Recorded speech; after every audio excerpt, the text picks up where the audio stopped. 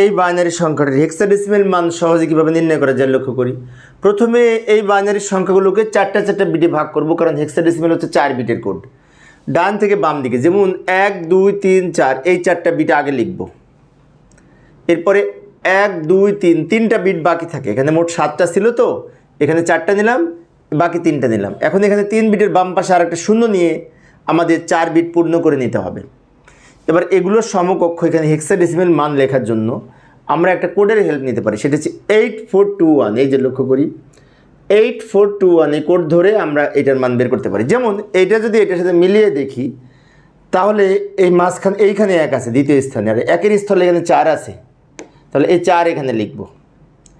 এইখানে যদি মিলিয়ে দেখি সবার শেষে 1 আছে, 1 মানে কি এই শেষের 1-এর স্থলে 1 আছে, তা এই 1 এখানে লিখব।